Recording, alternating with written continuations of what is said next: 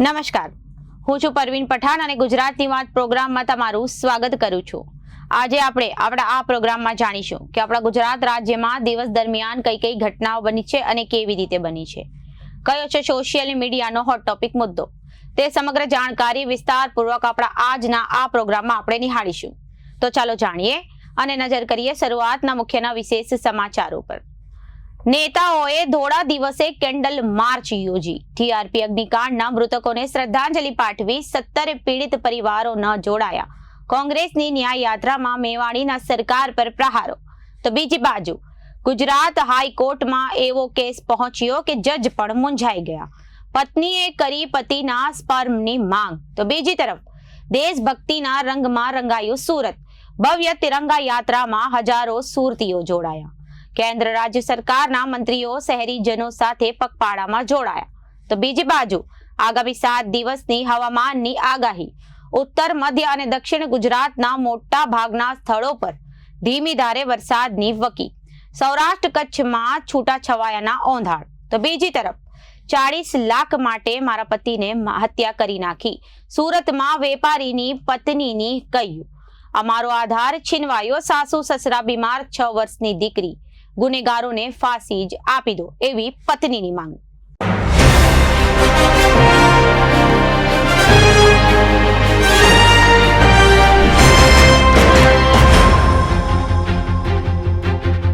હવે જોઈએ સમાચારો વિગતવાર।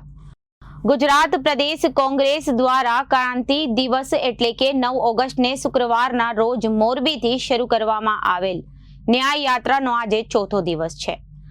આ યાત્રા હાલ રાજકોટમાં છે। આજે ન્યાય યાત્રા કાલાવડ રોડ પર સયાજી હોટલ પાસે આવેલા ટીઆરપી ગેમ ઝોન અગ્નિકાંડમાં 27 લોકોના મોત થયા હતા, ત્યાં ઘટના સ્થળે પહોંચી હતી। અહીં કોંગ્રેસના નેતાઓએ ધોળા દિવસે કેન્ડલ માર્ચ યોજી, જ્યાં 27 લોકોના મોત થયા હતા, ત્યાં મીણબત્તી જમીન પર રાખી શ્રદ્ધાંજલિ પાઠવી હતી અને શ્રદ્ધાંજલિ કાર્યક્રમમાં 17 જેટલા પરિવારો જોડાયા ન હતા। શ્રદ્ધાંજલિ કાર્યક્રમ બાદ કોંગ્રેસના ધારાસભ્ય જિગ્નેશ મેવાણીએ જણાવ્યું કે આટલી ઘટનાઓ બાદ રાજ્ય સરકાર કેમ જડ બની ગઈ છે એ સમજાતું નથી। આજે ન્યાય યાત્રા રાજકોટથી બેટી ગામ પહોંચશે અને ત્યાંથી કુવાડવા ગામ પહોંચશે। ટીઆરપી અગ્નિકાંડના ઘટના સ્થળેથી આ ન્યાય યાત્રા રાજકોટના નાગર બોર્ડિંગની ખાતે પહોંચી હતી। અહીં રાષ્ટ્રગાન કરવામાં આવ્યું હતું। રાજકોટના વિરાણી ગ્રાઉન્ડ ખાતે આવેલા નાગર બોર્ડિંગના મેદાન ખાતેથી રાષ્ટ્રધ્વજ હાથમાં રાખી કોંગ્રેસના લાલજી દેસાઈ, પાલ આંબલિયા સહિતના ભારત માતા કી જયના નારા લગાવ્યા હતા। ત્યારે તેમની સાથે સ્થાનિક કોંગ્રેસના શહેર પ્રમુખ અતુલ રાજાણી, મનપાના વિરોધ પક્ષના નેતા વશરામ સાગઠિયા તેમજ ગાયત્રીબા વાઘેલા સહિતના જોડાયા હતા। આ ન્યાય યાત્રા રાજકોટના રસ્તાઓ પર ફરી ચોટીલા જવા રવાના થઈ છે। હવે ચોટીલા બાદ સુરેન્દ્રનગર, વિરમગામ, સાણંદ, અમદાવાદ અને છેલ્લા ગાંધીનગર પહોંચશે। ટીઆરપી ગેમ ઝોન અગ્નિકાંડના ઘટના સ્થળે મૃતકોને શ્રદ્ધાંજલિ પાઠવ્યા બાદ કોંગ્રેસના ધારાસભ્ય જિગ્નેશ મેવાણીએ જણાવ્યું હતું કે આ ઘટનાને 79 દિવસ થયા હતા। આટલા દિવસોમાં અમે એક જ માંગણી કરી રહ્યા છીએ કે એટલીસ્ટ આ કિસ્સામાં ન્યાય મળવો જ જોઈએ। અગાઉની ઘટનાઓમાં ભાજપની સરકાર અને તેના ઇશારે કામ કરતા તપાસ અધિકારીઓ જે પ્રમાણે ભાંગરો વાટ્યો છે ને, જેમ નાની માછલીઓને પકડી લેવી અને મોટા મગરમચ્છને છોડી દેવા, આ પ્રકારથી ગુજરાતના લોકોમાં નારાજગી છે। સમજાતું નથી કે રાજ્ય સરકાર કેમ આટલી બધી જડ બની ગઈ છે। પીડિતોને એક પણ માંગણી ન સ્વીકારવી, આ તો કયા પ્રકારનું વર્તન છે એ સમજાતું નથી। ટીઆરપી અગ્નિકાંડ ઘટના સ્થળે મીણબત્તી પ્રગટાવી અને 2 મિનિટનું મૌન પાળી મૃતકોને શ્રદ્ધાંજલિ પાઠવી હતી। આ તકે ધારાસભ્ય મેવાણીએ ભાજપ સરકારને ઘમંડી કહેવાની સાથે પીડિતોને ન્યાય માટે ₹1 કરોડનું વળતર તેમજ ફાસ્ટ ટ્રેક કોર્ટમાં કેસ ચલાવવા માંગ કરી હતી। તેઓ જણાવ્યું હતું કે ગઈકાલે રાજકોટ અગ્નિકાંડના પીડિતાઓએ ન્યાય યાત્રામાં પોતાની હૈયા વરાળ ઠાલવી હતી અને ભાજપ સરકાર સામે પોતાનો રોષ વ્યક્ત કર્યો હતો અને તિરંગા યાત્રા થવાથી ન્યાય નહીં મળે તેવું તેઓએ સ્પષ્ટ કહ્યું હતું। 12 જેટલી માંગણીઓ મુખ્યમંત્રી ભૂપેન્દ્ર પટેલ અને ગૃહમંત્રી હર્ષ સંઘવી સમક્ષ મૂકવામાં આવી હતી, જો કે 12માંથી એક પણ માંગણી સ્વીકારવામાં રાજ્ય સરકાર તૈયાર નથી। તેમણે વધુમાં જણાવ્યું હતું કે 1 કરોડનું વળતર માંગતા પીડિતોને સરકારે સામેથી 1.5 કરોડનું વળતર આપવું જોઈએ। આ સાથે તાત્કાલિક ફાસ્ટ ટ્રેકની જાહેરાત કરવી જોઈએ। ભ્રષ્ટ ન હોય તેવા અધિકારીઓની એસઆઈટી અથવા તો સીબીઆઈને તપાસ સોંપવી જોઈએ. તેના પણ સ્વીકારવા ન જોઈએ. એ રાજ્ય સરકારનો ઘમંડ અને અહંકાર બતાવે છે કે પીડિતો રેલી કરે, રાજકોટ બંધ કરે અને કંઈક ફરક પડતો નથી. ન્યાય યાત્રામાં નથી જોડાયા તેમના પ્રત્યે પણ અમારી સહાનુભૂતિ છે, કારણ કે આ તેઓનું કામ છે. પરંતુ તમામ પીડિતો માટે વિધાનસભામાં અવાજ ઉઠાવીશું, સડક પર આંદોલન કરીશું અને જ્યાં સુધી પીડિતોને ન્યાય નહીં મળે ત્યાં સુધી ન્યાય યાત્રા ચાલુ રહેશે. રાષ્ટ્રીય સેવા દળ કોંગ્રેસના રાષ્ટ્રીય અધ્યક્ષ લાલજી દેસાઈએ જણાવ્યું હતું કે ટીઆરપી ગેમ ઝોનની ઘટના કાળજુ કંપાવી દે તેવી હતી. તે પહેલા હરણીકાંડ, તક્ષશિલા ઘટના જેવી ભારતીય જનતા પક્ષના અનેક કાંડને કારણે લોકો ભોગ બન્યા છે. અત્યારે લોકોના ન્યાય માટે જિગ્નેશભાઈ અને પાલાભાઈ સહિતના યાત્રા કાઢી છે. હવે ઈચ્છીએ છીએ કે લોકોને ન્યાય મળે, ગુજરાતમાં સુશાસન આવે, ભાજપના ભ્રષ્ટ શાસકો સમજે અને તેમના હૃદયમાં સંવેદના જાગે. આ માટે પદયાત્રા છે. 300 કિલોમીટરની આ પદયાત્રામાં કોંગ્રેસના કાર્યકરો સહિતના લોકો જોડાયા હતા અને પદયાત્રા જે શહેરમાંથી જતી હોય ત્યાં બનેલી ઘટનાએ શ્રદ્ધાંજલિના ભાગરૂપે આ ન્યાય યાત્રા ટીઆરપી ગેમ ઝોન ખાતે પહોંચી છે.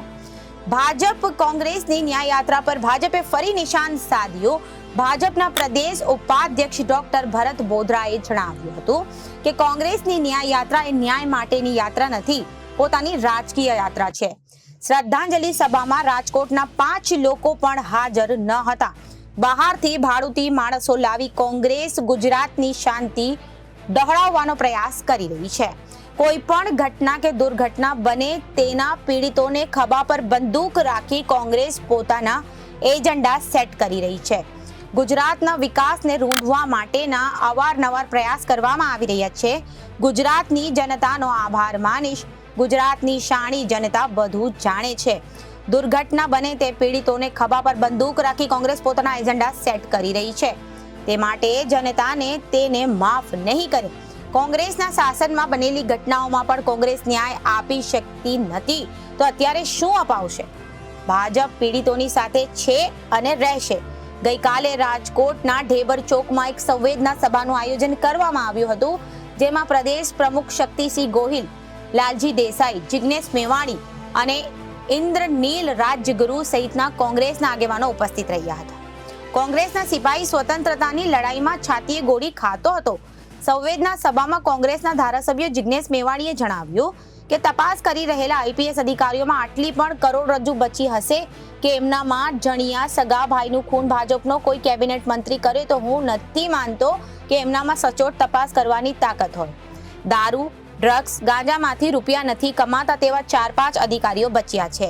તેમને તપાસ નહીં આપવામાં આવે. સારા અધિકારીઓને તપાસ આપવામાં હર્ષ સંઘવી અને મુખ્યમંત્રીને પેટમાં કેમ દુખે છે? કેસનો ઉકેલ નહીં આવે ત્યાં સુધી અમે પીડિત પરિવાર માટે લડીશું.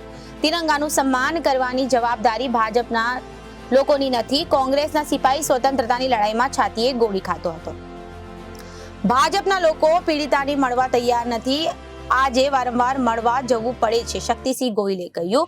સંવેદના સભાને સંબોધતા કોંગ્રેસના પ્રદેશ પ્રમુખ શક્તિસિંહ ગોહિલે જણાવ્યું કે ખુદ તકલીફ ઉઠાવી લોકોની વચ્ચે જાય તો લોકશાહીમાં આપણે લોક સેવક કહેવાય. જિગ્નેશ મેવાણી, લાલજીભાઈ અને પાલાભાઈ આવી મારી પાસે ન્યાય યાત્રા માટે મંજૂરી માંગી હતી. આસન નથી હોતું. ગૌરવ સાથે કહીશ કે કન્યાકુમારીથી કાશ્મીર સુધી 4500 કિલોમીટર કોઈ ચાલ્યું હોત તો તે રાષ્ટ્રીય નેતા રાહુલ ગાંધી છે. પગમાં ઈજા હોવા છતાં તેઓ ચાલ્યા હતા 4500 કિલોમીટર. આજે મોરબીના પુલ તૂટે, નિર્દોષ લોકોના જીવ જાય, ટીઆરપીમાં આગ લાગે, બાળકો ખાક થાય. આજે પણ એ સમય યાદ કરીએ તો ઊંઘ હરામ થઈ જાય. સંવેદનશીલતા હોવી જોઈએ. ગરીબને તકલીફ પડે તો લોકોની વચ્ચે જઈ સત્તાની ખુરશીએ બેઠેલાનું આંસુ આવવા જોઈએ, પણ આ લોકોને નથી આવતા.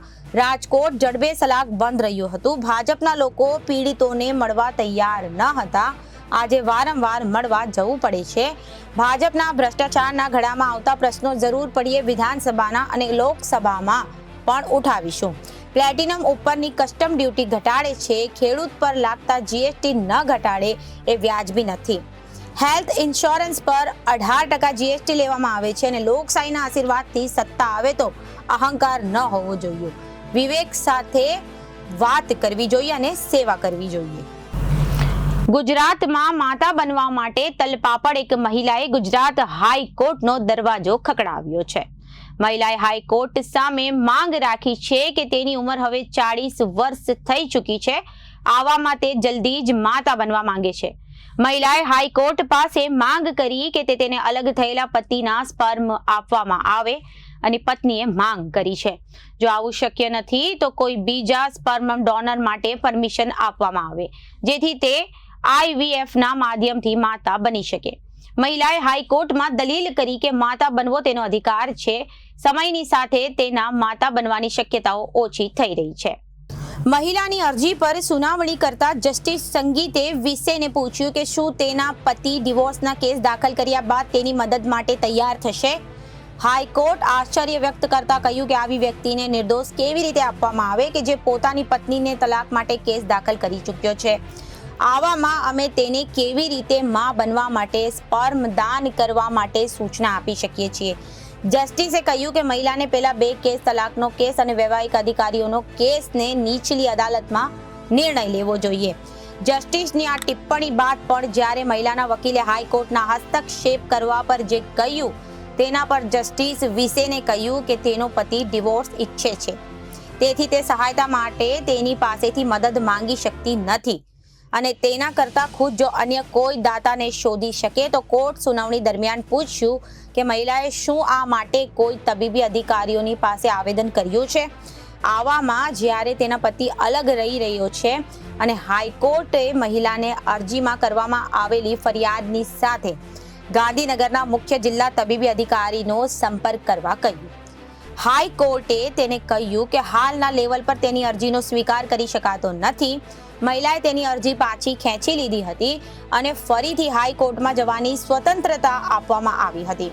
તે પ્રજનન તકનીક દ્વારા ગર્ભધારણ માટે તબીબી અધિકારીઓને અરજી કરીને જે પ્રક્રિયા હાથ ધરે છે તેના બાદ તે હાઈકોર્ટનો દરવાજો ખટખટાવી શકે છે. પહેલા તેના પતિથી વર્ષ 2019થી અલગ રહે છે અને ગાંધીનગરમાં રહેતી મહિલા 5 વર્ષથી તેના પતિથી અલગ રહે છે. પતિએ 2019માં છૂટાછેડાનો કેસ દાખલ કર્યો હતો. છૂટાછેડાના મામલો બાદ લાંબા સમય સુધી ચાલ્યા બાદ જ્યારે મહિલાને માતા બનવાની શક્યતાઓ ઓછી થવા લાગી ત્યારે તેણે હાઈકોર્ટમાં અરજી કરી હતી. મહિલાએ તેની અરજીમાં કહ્યું હતું કે તેને excited reproductive technology regulation act 2021ની જોગવાઈઓ હેઠળ માતા બનવા માટે નિર્દેશિત કરવામાં આવે. મહિલાએ દલીલ કરી હતી તેણી 40 વર્ષની થઈ જાય પછી કુદરતી રીતે ગર્ભધારણ કરવાની શક્યતા ઓછી થઈ જાય છે. માતા બનવું એ તો તેનો મૂળભૂત અધિકાર છે. સુરતમાં વાય જંકશન ખાતે તિરંગા યાત્રાનું આયોજન કરવામાં આવ્યું હતું. કેન્દ્રીય જળશક્તિ મંત્રી CR પાટીલના અધ્યક્ષસ્થાને ભવ્ય તિરંગા પદયાત્રા યોજાઈ હતી. હજારો સુરતવાસીઓની ઉપસ્થિતિમાં સમગ્ર માહોલ તિરંગામય બન્યો હતો અને દેશભક્તિના રંગમાં સમગ્ર સુરત રંગાયું હતું. પદયાત્રાના રૂટ પર વિવિધ રાજ્યના સાંસ્કૃતિક ગ્રુપો, શાળાના વિદ્યાર્થીઓ, યુવાનોએ પારંપરિક સાંસ્કૃતિક પહેરવેશમાં દેશભક્તિની રંગારંગ કૃતિઓ રજૂ કરી. તિરંગા પદયાત્રામાં જોડાયેલા પદયાત્રીઓને ઉમળકાભેર આવકાર્યા હતા. મિની ભારત સુરતમાં વસેલા વિવિધ રાજ્યના સાંસ્કૃતિક ગ્રુપો અને તેમની નૃત્ય પ્રસ્તુતિઓ લોકોના આકર્ષણનું કેન્દ્ર બની હતી. કાર્યક્રમના અંતે મંત્રીઓ સહિત ઉપસ્થિત સૌએ ઘરે ઘરે તિરંગાના ધ્યેય સાથે તારીખ 9 થી 15 ઓગસ્ટ દરમિયાન તિરંગાને માન સન્માન સાથે લહેરાવવાની સામૂહિક શપથ ગ્રહણ કર્યા હતા. તિરંગા યાત્રાનો પ્રારંભ સિવિલ ડિફેન્સના ડિવિઝનલ વોર્ડન અને સમાજ સેવક પ્રકાશકુમાર વેકરિયાના ગગનભેદી શંખનાદ સાથે થયો હતો. ધાર્મિક, સામાજિક, વ્યવસાયિક સમૂહો, સંસ્થાઓ તેમજ રાષ્ટ્રપ્રેમી નાગરિકો દેશભક્તિ ભર્યા માહોલમાં ઉત્સાહભેર પદયાત્રામાં જોડાયા હતા. CRPF પોલીસ વિભાગ, platoon, Gujarat police band, NCC બેન્ડે અનોખું આકર્ષણ જમાવ્યું હતું. પદયાત્રામાં વિવિધ શાળાના વિદ્યાર્થીઓ, શિક્ષકો, સ્પોર્ટ્સ ગ્રુપ અને એસોસિએશનનો, રમતવીરો, સાંસ્કૃતિક, સામાજિક અને ધાર્મિક સંગઠનો, પરફોર્મિંગ આર્ટ્સ સંસ્થાઓ, ડાયમંડ અને textile association, FOSTA, CREDAI, NCC, NSS, Nehru Yuva Kendra, ONGC, KRIBHCO, Adani, Reliance, AMNS જેવા હજીરાના ઔદ્યોગિક સમૂહો, વિવિધ સમાજ સંગઠનોના પ્રતિનિધિ અને રાષ્ટ્રપ્રેમી નાગરિકો દેશભક્તિ ભર્યા માહોલમાં ઉત્સાહભેર પદયાત્રામાં જોડાયા હતા અને રાજ્યનો સંગઠનો ખાસ કરીને ઓડિયા, રાજસ્થાન, પશ્ચિમ બંગાળ, મહારાષ્ટ્ર, તામિલનાડુ, કેરળ, તેલંગાના, પંજાબ સહિતના રાજ્યોને નાગરિકો તેમજ તેમના સાંસ્કૃતિક ગ્રુપો પણ જોડાયા હતા. CRPF, RAF, rapid action force, Dawoodi Vora Samaj band, police વિભાગ platoon, Gujarat police band, NCC બેન્ડે અનોખું આકર્ષણ જમાવ્યું હતું. હવામાન વિભાગ દ્વારા આગામી 7 દિવસ માટે ગુજરાત રાજ્યમાં વાતાવરણ અંગે આગાહી કરવામાં આવી છે, જેમાં 7 દિવસ દરમિયાન સમગ્ર ગુજરાતમાં સાર્વત્રિક મેઘમહેર રહેશે. તેમાં પણ ખાસ કરીને ઉત્તર ગુજરાત, મધ્ય ગુજરાત અને દક્ષિણ ગુજરાતના મોટા ભાગના સ્થળ પર હળવાથી મધ્યમ વરસાદની શક્યતા છે, જ્યારે સૌરાષ્ટ્ર અને કચ્છના ભાગ ઉપર આગામી 48 કલાક દરમિયાન કેટલાક સ્થળો પર છૂટાછવાયા હળવા વરસાદની શક્યતા છે. આ ઉપરાંત આગામી 48 કલાક માટે ગાજવીજ સાથે વરસાદની વકી ગુજરાતમાં છે. ચોમાસાની શરૂઆતમાં જ સૌરાષ્ટ્ર કચ્છમાં અત્યંત ભારે વરસાદ વરસ્યો હતો. તે બાદ ત્યાં મેઘરાજાએ ખામૈયા કર્યા હોય તેવી સ્થિતિ હતી. ત્યારે હજુ પણ આગામી 7 દિવસ સૌરાષ્ટ્ર અને કચ્છના ભાગોમાં છૂટાછવાયા વરસાદી ઝાપટા વરસી શકે છે, જ્યારે ઉત્તર ગુજરાત, મધ્ય ગુજરાત અને દક્ષિણ ગુજરાતમાં ગાજવીજ સાથે ધીમી ધારે સાર્વત્રિક મેઘમહેર રહેશે. જો કે આજે હવામાન વિભાગ દ્વારા રાજ્યના કોઈ પણ જિલ્લામાં વરસાદી એલર્ટ જાહેર કરાયું નથી, પરંતુ ગાજવીજ સાથે આગામી 48 કલાક હળવાથી મધ્યમ વરસાદની શક્યતા દર્શાવી છે. આ ઉપરાંત દરિયાકાંઠાના વિસ્તારોમાં પણ ભારે પવન ફૂંકાવાને કારણે માછીમારોને દરિયો ન ખેડવા પણ સૂચના આપવામાં આવી છે. આ ઉપરાંત 1 જૂનથી ગુજરાતમાં 514 મિલીમીટર જેટલો વરસાદ વરસ્યો છે, જે સામાન્ય 662 મિલીમીટર કરતા 11% વધુ છે. સૌરાષ્ટ્રમાં 458 મિલીમીટર જેટલો વરસાદ વરસ્યો છે, જે સામાન્ય 355 મિલીમીટર કરતા 29% જેટલો વધુ છે. આગામી 17 ઓગસ્ટ સુધી સમગ્ર રાજ્યમાં ગાજવીજ સાથે હળવાથી મધ્યમ વરસાદની આગાહી કરવામાં આવી છે. સુરતમાં ડિંડોલી હોટલ ડિલાઇટ ઇનના ચોથા માળે આવેલા રૂમ નંબર 104માં બાથરૂમનો દરવાજો અંદરથી બંધ કરી બારીમાંથી મોતની છલાંગ લગાવનાર પુણેમાં રહેતા અને કાપડનો વેપાર કરતા રાકેશ ચૌધરીના આપઘાત પ્રકરણમાં નવો વળાંક આવ્યો હતો. વેપારીના અપહરણ બાદ 40 લાખની ઉઠાણી પઠાણી ઉઘરાણી કરી હોટેલમાં ગોંધી રાખી ત્રાસ આપવાને કારણે આપઘાત કર્યો હોવાનું સામે આવ્યું હતું.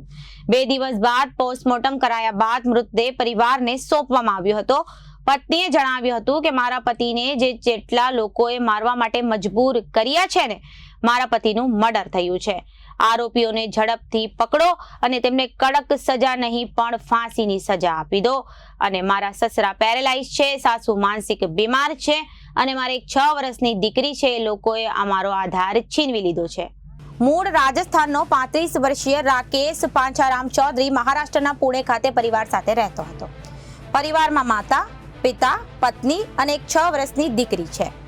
રાકેશે 8 વર્ષ પહેલા પૂજા સાથે પ્રેમ લગ્ન કર્યા હતા. રાકેશ પદ્માવતી કલેક્શનના નામથી કપડાની દુકાન ધરાવતો હતો અને વેપારી હતો. રાકેશનો વેપાર ધંધો કર્ણાટક, સુરત, તામિલનાડુ સહિતની જગ્યાઓ પર હોવાથી તે આવતો જતો રહેતો હતો. 6 ઓગસ્ટના રોજ મહારાષ્ટ્રના પુણેમાં ઘરેથી નીકળેલા રાકેશનું રસ્તામાંથી જ અપહરણ કરી સુરત લઈ જવામાં આવ્યું હતું. 7 ઓગસ્ટથી રાકેશને ડિંડોલી વિસ્તારમાં મધુરા માર્કેટના ચોથા માળે આવેલી હોટલ ડિલાઇટ ઇનના રૂમમાં નંબર 104માં ગોંધી રાખવામાં આવ્યો હતો. સુશીલ જોશી, હરીશ, ગૌતમ અને જયેશ આ 4 લોકોએ રાકેશને પુણેથી અપહરણ કરી લાવીને અહીં હોટલમાં ગોંધી રાખીને 40 લાખ રૂપિયાની માંગણી કરવામાં આવી રહી હતી. આ રૂપિયાની માંગણીથી કંટાળીને રાકેશે 8 ઓગસ્ટના રોજ સાંજે 5 વાગ્યાના આસપાસ હોટલના રૂમના બાથરૂમની બારીમાંથી કૂદીને આપઘાત કરી લીધો. આ સમગ્ર ઘટના સીસીટીવીમાં પણ કેદ થઈ ગઈ હતી. રાકેશની પત્ની પૂજાએ આ 4 સામે નામ, જોગ અને અન્ય તપાસમાં જે નીકળે તેની સામે દુષ્પ્રેરણાનો ગુનો નોંધાવ્યો છે. રાકેશની પત્ની પૂજાને રાકેશના મોતની જાણ થતાં બેભાન થઈને ઢળી પડી હતી. ત્યારબાદ પરિવારના સભ્યો સાથે પુણેથી સુરત આવી હતી. 2 દિવસ બાદ રાકેશના મૃતદેહનું પોસ્ટમોર્ટમ સુરત સિવિલ હોસ્પિટલ ખાતે કરવામાં આવ્યું હતું. તે દરમિયાન સુરત સિવિલ હોસ્પિટલમાં પત્નીના હૈયાફાટ રુદનને કારણે કરુણ દ્રશ્યો સર્જાયા હતા. પત્ની રડતી આંખે ન્યાયની માંગ કરી રહી હતી. પૂજાએ જણાવ્યું હતું કે મારા પતિનું મર્ડર થયું છે. 6 ઓગસ્ટ પુણેથી મદુરાઈ જવા માટે નીકળ્યા બાદ ત્યારબાદ કોલ આવ્યો હતો કે 5-6 લોકો તેને જબરજસ્તી ઉઠાવીને લઈ જઈ રહ્યા છે. ત્યારબાદ 40 લાખ રૂપિયાની માંગણી કરવામાં આવે છે. પછી છેલ્લો કોલ આવે છે કે હું ડિંડોલી પોલીસ સ્ટેશનની બહારથી વાત કરું છું, 40 લાખ રૂપિયા ક્યાંથી લાવી શકતા હો તો લાવો, નહીં તો આ લોકો મને મારી નાખશે. હરીશે કહ્યું હતું કે પોલીસમાં આપીને જેલ કરાવીશું. તેમણે વધુમાં જણાવ્યું કે 5 થી 6 લોકોએ એમ કહેતા હતા કે બહેન 40 લાખ રૂપિયા આપી શકતી હોય તો આ પૈસાનું કામ પૈસા જ કરે છે. તારા પતિને એમ પણ કાંઈ પણ કરીશું નહીં. એ અમારા ભાઈ જેવો ભાઈ છે. તમારા પતિને કાંઈ નહીં કરીએ. 3 ટાઈમ ખાવાનું આપીએ છીએ. હરીશ, ગૌતમ, સુશીલ, જોશી, જીતુ સહિતના છે. જીતુ અમારી દુકાનમાં એડિટિંગનું કામ કરતો હતો. તેમણે વધુમાં જણાવ્યું હતું કે મારા પતિને ન્યાય આપો, ઝડપથી કાર્યવાહી શરૂ કરો. તમને 1 મહિનાની અંદર પકડો. તેમને જેલ થવી જોઈએ, ખાલી જેલ નહીં, તેમને ફાંસીની સજા આપી દો. મારી 6 વર્ષની દીકરી છે. સસરા પેરેલાઇઝ છે અને સાસુ માનસિક રીતે બીમાર છે. કોઈ સાંભળશે તેમને. અમારો સહારો કોણ? હવે અમારો સહારો છીનવી લીધો એ લોકોને પકડો અને મારા પતિને ન્યાય અપાવો. આ અંગે ડીસીપી ભગીરથ ગઢવીએ જણાવ્યું હતું કે આરોપી 40 લાખ રૂપિયાની માંગણી કરી રહ્યા હતા. આ માંગણી રૂપિયાની લેતી દેતીમાં કરતા હતા અને કોઈ અન્ય રીતે મામલો અમે તપાસ કરી રહ્યા છીએ. હાલ 4 સામે આપઘાતની દુષ્પ્રેરણાનો ગુનો નોંધવામાં આવ્યો છે. આ સાથે તેમને ગોંધી રાખવામાં આવ્યા હોવાથી એ અંગેની કલમો પણ ઉમેરવામાં આવી છે. હાલ આરોપીને પકડી પાડવાની દિશામાં વધુ કાર્યવાહી હાથ ધરવામાં આવી છે. મોટા ભાગના આરોપીઓ ડિંડોલી વિસ્તારમાં જ રહેતા હોવાની શક્યતા જોવા મળી રહી છે. આ સાથે જ સુરતમાં ટેક્સટાઇલના ધંધા સાથે સંકળાયેલા હોય એવું અનુમાન લગાવવામાં આવી રહ્યું છે. આરોપીઓ ક્યારે આ મૃતકને અહીં લાવ્યા હતા અને ત્યારબાદ કેવી રીતે દબાણ કરવામાં આવ્યું હતું એ સહિતની પોલીસ તપાસ ચાલી રહી છે. આ સાથે જ પુણેથી અપહરણ થયું છે એને લઈને તપાસ કરવામાં આવશે.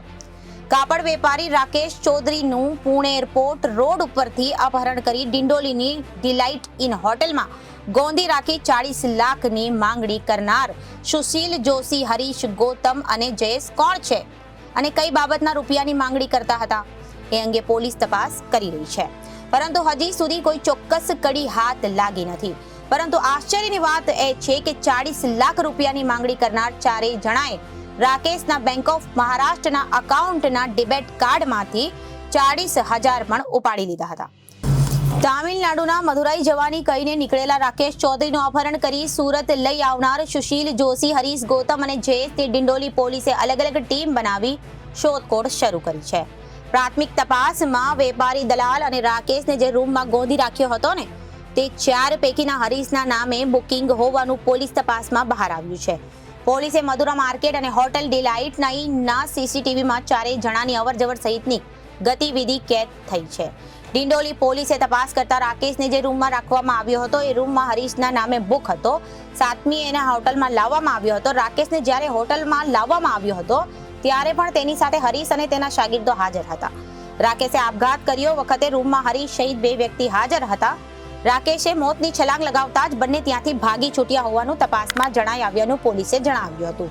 6 ઓગસ્ટના રોજ પતિ ઘરેથી નીકળ્યો હતો. ત્યારબાદ તેની પત્નીને પ્રતિ મૃત હાલતમાં 9 ઓગસ્ટના રોજ સુરત સિવિલ હોસ્પિટલના પોસ્ટમોર્ટમ રૂમમાં જોવા મળ્યો હતો.